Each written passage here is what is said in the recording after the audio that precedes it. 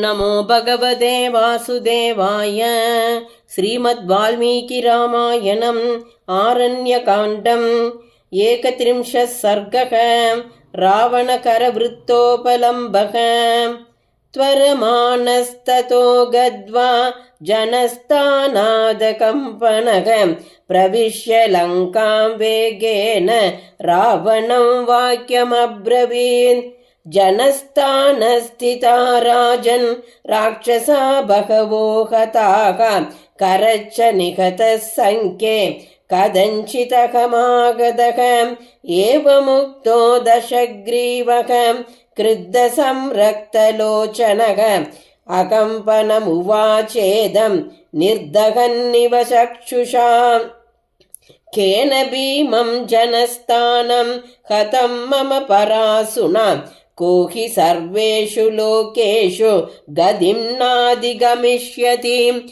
न हि मे विप्रियं कृत्वा शक्यं मघवता सुखं प्राप्तुं वैश्रवणेनापि नयमेन न विष्णुना। कालस्य चाप्यहं कालः दहेयमपि पावकं मृत्युं मरणधर्मेण संयोजयितुमुत्सहे। दहेयमपि संक्रुद्धः तेजसादित्यपावकं वातस्य तरसा वेगं निहन्तुमहमुत्सहे। तथा क्रुद्धं दशग्रीवं कृताञ्जलिरकम्पनः भयासन्दिग्धया वाचा रावणं याचते भयं। दशग्रीवो भयं तस्मै प्रददौ रक्षसां वरः सविस्रब्धो ब्रवीद्वाक्यम् असन्दिग्धमकम्पनः। पुत्रो दशरथस्यास्ति सिंहसंहननो युवा रामो नाम वृषस्कन्दः वृत्तायतमहाभुजः। वीरभृतुयशा श्रीमान् अतुल्यबलविक्रमः हतं तेन जनस्थानं करच्च सह दूषणः। अकम्पनवच श्रुत्वा रावणो राक्षसाधिपः नागेन्द्र इव निःश्वस्य वचनं चेदमब्रवीत्। ससुरेन्द्रेण संयुक्तः रामः सर्वामरैः सह उपयातो जनस्थानं ब्रूहि कच्चिदकम्पन। रावणस्य पुनर्वाक्यं निशम्य तदकम्पनः आचचक्षे बलं तस्य विक्रमं च महात्मनः। रामो नाम महातेजाः श्रेष्ठः सर्वधनुष्मता दिव्यास्त्रगुणसम्पन्नः पुरन्दरसमो युधि। तस्यानुरूपो बलवान् रक्ताक्षो दुन्दुभिस्वनः कनीयान् लक्ष्मणो नाम भ्राता शशिनिबाननः। सतेन सह संयुक्तः पावकेनानिलो यथा श्रीमान् राजवरस्तेन जनस्थानं निपातितं। नैव देवा महात्मानः नात्र कार्या विचारणा शरारामेण दुःसृष्टाः रुक्मपुङ्कापतत्रिणः। सर्पा पञ्चानना भूत्वा भक्षयन्ति स्म राक्षसान् येन येन च गच्छन्ति राक्षसा भयकर्षिताः। अकम्पनवच श्रुत्वा रावणो वाक्यमब्रवीत्। जनस्थानं गमिष्यामि हन्तुं रामं सलक्ष्मणम्। अतैव मुक्ते वचने प्रोवाचेदमकम्पनः शृणु राजन् यथावृत्तम्। रामस्य बलपौरुषम् असाद्य कुपितो रामः विक्रमेण महायशाः आपगाया सुपूर्णायाः वेगं परिहरेच्चरैः। सदारग्रहनक्षत्रं नभश्चाप्यवसादयेत् असौ रामस्तु मज्जन्ति श्रीमानभ्युद्धरेन्महीं।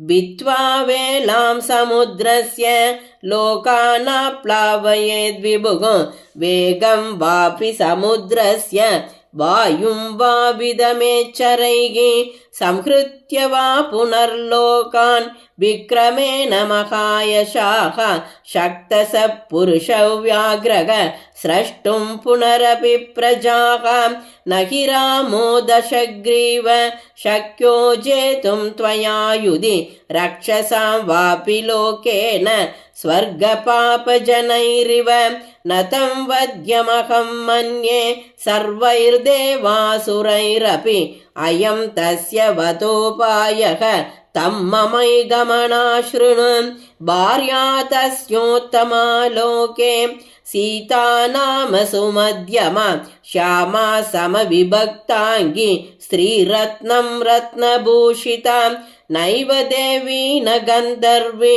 नाप्सरा नापि दानवी तुल्या सीमन्तिनी तस्या मानुषीषु कुतो भवेत् तस्यापहर भार्यां त्वं प्रमथ्यतु महावने सीतया रहितः कामी रामो हास्यदि जीवितम् अरोचयद तद्वाक्यं रावणो राक्षसादिवः चिन्तयित्वा महाबाहुः अकम्पनमुवाचः बाडं कल्यं गमिष्यामि ह्येकसारथिना सह आनयिष्यामि वैदेहीम् इमां हृष्टो महापुरीम् अतैव मुक्ता प्रययं करयुक्तेन रावणः रथेनादित्यवर्णेन दिशः सर्वा प्रकाशयन् सरदो राक्षसेन्द्रस्य नक्षत्रपदगो महान्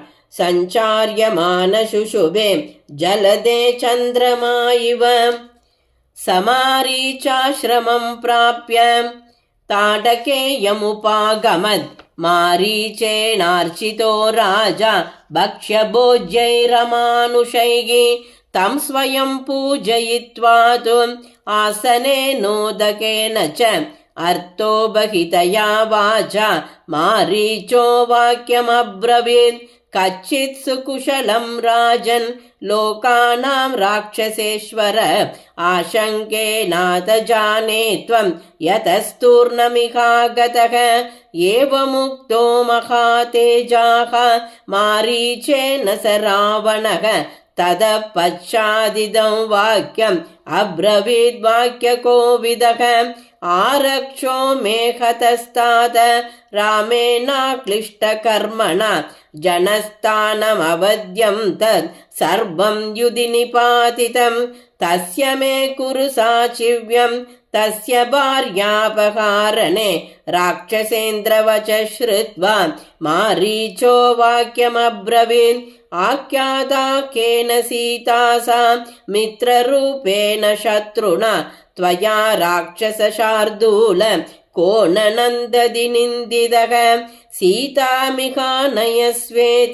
को ब्रवीति ब्रवीहि मे रक्षो लोकस्य सर्वस्य कशृङ्गं चेतुमिच्छति प्रोत्साहयति गच्छत्वां सहि शत्रुरसंशयः आशीविषमुखाद्दंष्ट्राम् उद्धर्तुं चेच्छति त्वया कर्मणा तेन केनासि कापतं प्रतिपादितः सुखसुप्तस्य ते राजन् प्रहृतं केन मूर्धनि विशुद्धवंशामि जनाग्रहास्तः तेजो मदः संस्थितदोर्विषाणः उदीक्षितुं रावणनेकयुक्तः ससंयुगे राघवगन्धहस्ति असौरनान्दस्थिति सन्धिवालः विदग्धरक्षो मृगः नृसिंहः सुब्धस्त्वया बोधयितुं न युक्तः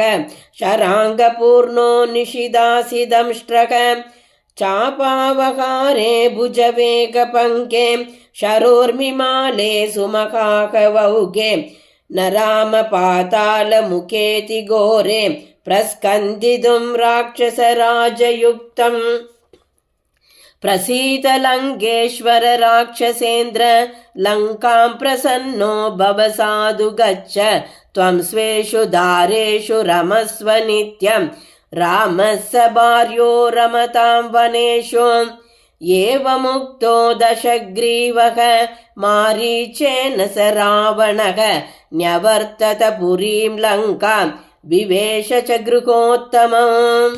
इत्यार्षे श्रीमद् रामायणे वाल्मीकिये आदिकाव्ये चतुर्विंशतिसहस्रिकायां संहितायाम् आरण्यकाण्डे रावणकरवृत्तोपलम्बो नाम 31 सर्गः। श्रीदाशरथाय विद्महे सीतावल्लभाय धीमहि तन्नो राम प्रचोदयात्। जानकीकान्तस्मरणं जय जय राम राम।